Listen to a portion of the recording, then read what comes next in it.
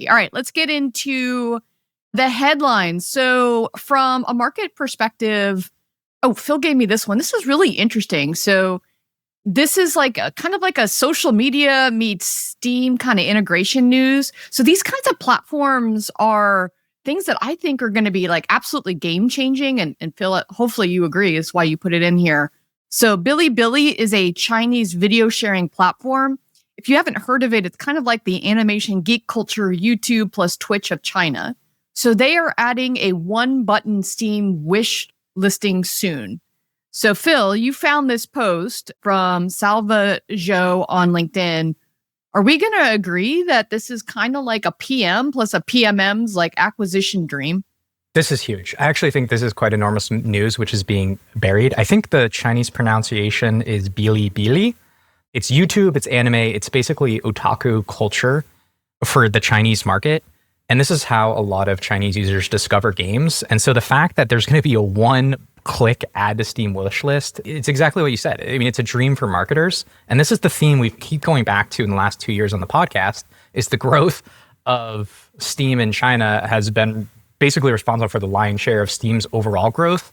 The key question I have here, and I actually reached out to Zala, but I didn't get a comment in time for the podcast, is where is the wish list going? Is this going to the VPN Chinese Steam? Or is this going to the domestic Steam that no one uses? And I would be fascinated if this went to the VPN Steam, because it feels like it's now just openly flagrant violation of Chinese law, and everyone seems to be okay with it. The CCP is okay with it. You know, the CCP that called games the opium of the people. I'm very curious to see how this will play out, but I think this is really big news for user acquisition and the growth of Steam in China, because I think this unlocks a lot of performance-based marketing spend, at least getting you to the wish list part of the funnel. I hope our own platforms here in the West take note. Like if, Valve and Steam, oh my God, can you imagine if you're in TikTok or some of these other apps and you've been YouTube. Can you imagine going to YouTube and there was a one button press to download? Oh my God, it is a dream come true. All right, so let's go to the other platform that had some new news. Did you guys get an email from Apple? So Apple sent out the notification that their new Apple Games app is out. I saw it from my email. Then also we have a Polygon article that covered this. So I love the title of the Polygon article. Apple's new gaming app is out and it includes features you'll swear you already had.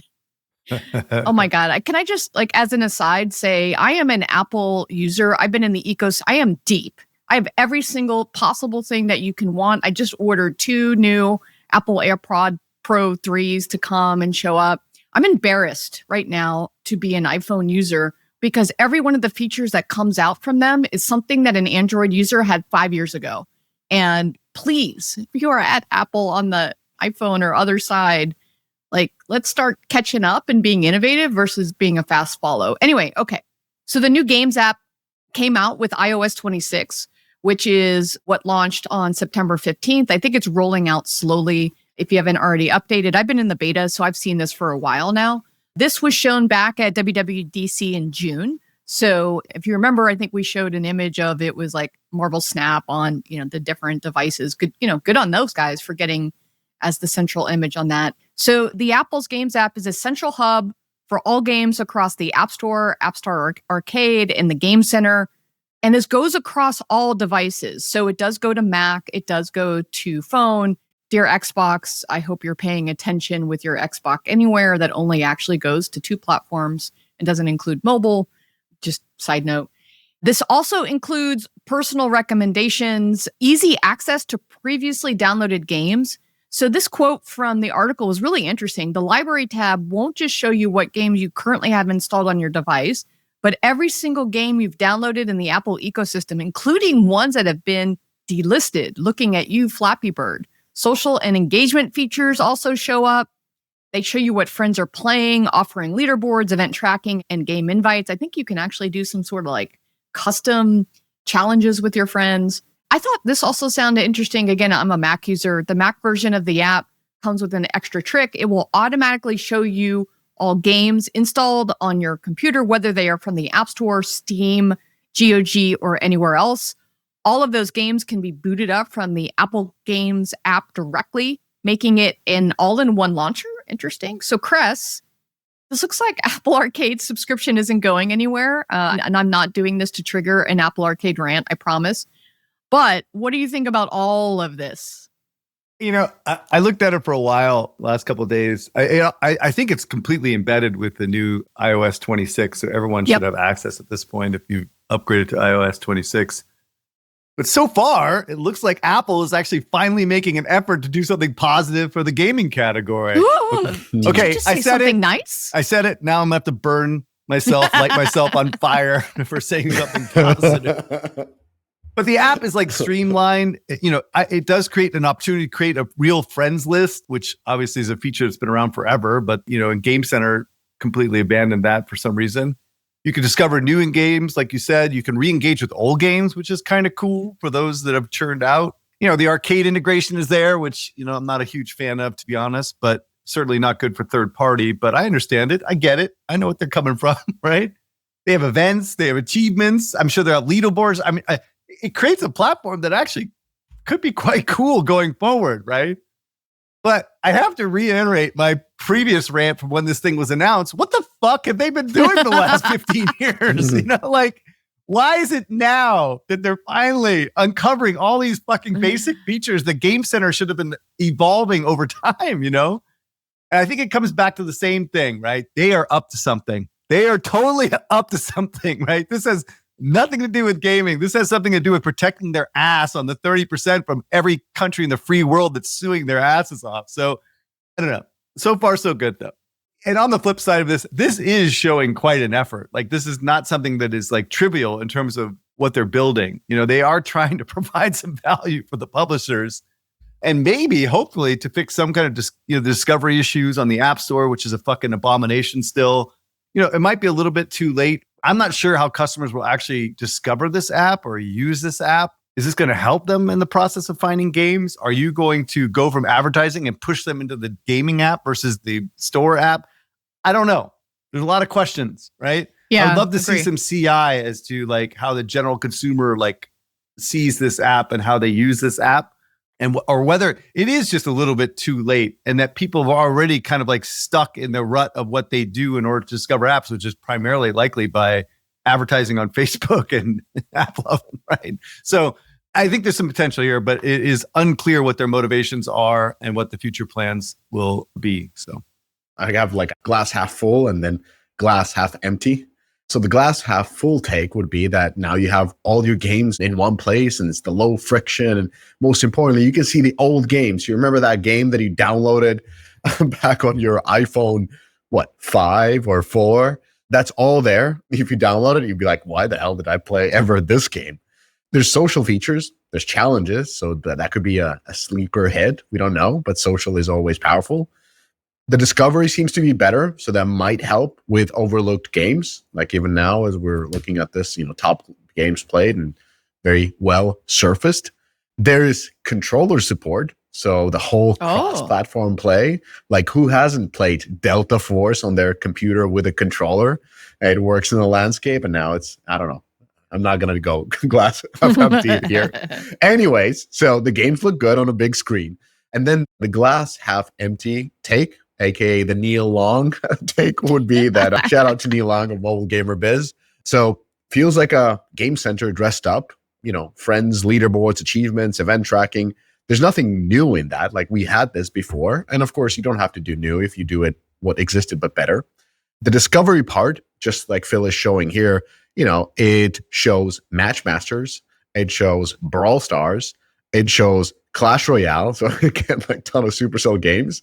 So is this just the same thing where they promoting their big games and Apple Arcade indies, and then nobody else, nobody in the middle, and nobody who's smaller or who didn't publish with Apple Arcade? For developers, it seems like this is a bunch of new hoops that you have to jump through in order to get that coveted featuring that Apple will hold for you. And then once you get that coveted feature, is it going to be the same as it has been for a decade? A poor organic traffic. It's just, it just blows your KPIs. And it feels also just like anything Apple does, a way to force hardware updates, because this is their liquid glass thing, their transparency effects, the animation richness. It's just like, get the new iPhone, don't get the iPhone Air because it's it's weak, but get the Pro fucking 2000. Anyways, I do have to also agree with Cress on the other 30% defense against the other 30%. I know we're going to talk about Stash later in this episode, because if you're a conspiracy theorist, like we all here are on this podcast, it's corporate conspiracy theorists. You put all your games into one app and you take it from everywhere else and say, in this app, only Apple Pay works. So no third party payment options. And that would be the conspiracy theory of this new app that has games, because under a single app, you don't have to enforce that. So that could be it or not. We're just conspiracy theorists. Phil, what do you think? There's a couple structural things that I think are important to point out here. So remember, your app updates, including games, are still going to happen on the App Store app. So you don't get updates through this app, which I think is really important. The key question is, where are people going to start their discovery, right? And so this app is only relevant if people start their discovery on the Games app and use the search bar within that app. That is the key question to me, is how does this fit into the ecosystem? And so are people going to start discovering games through this app, or are they going to go back to the App Store? It's unclear to me what the product management angle is, the fact that they decided to disambiguate these things. The nice thing is the editorials are gone. They're finally gone. Yeah. And I think that the other piece here that I thought was really important that we haven't quite talked about, the top lists are back, right? So remember they moved to the top grossing lists. They still have the top download lists. And now we get this Game Center top played games. Now, I'm not quite sure what that means. I'm sure it's some measure of active users. And so that's a boon if you're Sensor Tower. And I'm very interested to see if Sensor Tower will do a press release. I'm very curious what this top played games means. But again, this goes back. Remember we were talking about the GameCraft podcast and a lot of Blake and Mitch's theory around the top grossing charts being a huge doom loop, because people were using it for discovery and then they were hacking UA. And so I'm very interested to see whether or not this is going to be powerful enough to reintroduce that behavior. All signs point to it won't be, because I don't think people are going to engage in this side app. But that being said, like, I agree with you guys. Like, it is nice for Apple to throw us the bone. My concern is that this could be negative for us, because they're going to start to remove featuring from the App Store app, which is where all the discovery and impressions happen, and segment it into this. They're basically just shoving all the games people into a junk app. I actually think this could be negative, depending on what the actual user interaction with it is. To your point, what does the CI look like for this? I think is going to be very, very interesting. I want to double down on exactly what both of you were saying. And by the way, CI is Consumer Insights. If you aren't following what that is I'm in the beta. So I've had this app for, a few months now. I don't understand the use case for it. And I am not directed to engage in the player journey using this centralized app. So first, when it downloads to your phone, it goes at the back of all of your apps. At least this is how I think about using my phone, is my first screen is like all the stuff that I use. And if you're on like the fourth or fifth, like scroll, I'm almost never really going there.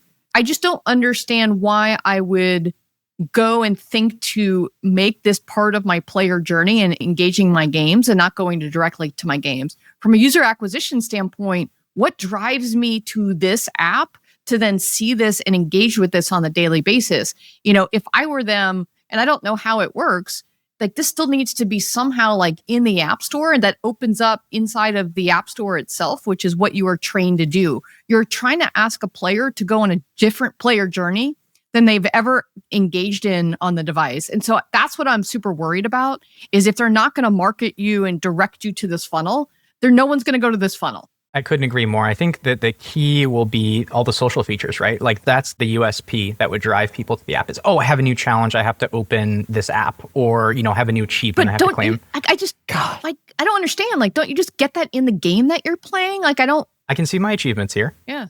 I can see my achievements relative to global players. Remember, that was really important for Steam data too. That's how we saw that, like, for instance, Call of Duty's single player completion rates were collapsing. This was a great Ars Technica piece a couple of years back. So like a lot more data becomes visible, but it's got to be those social features that bring you back, your friends list management. Anytime you think about opening Xbox, you might be opening this.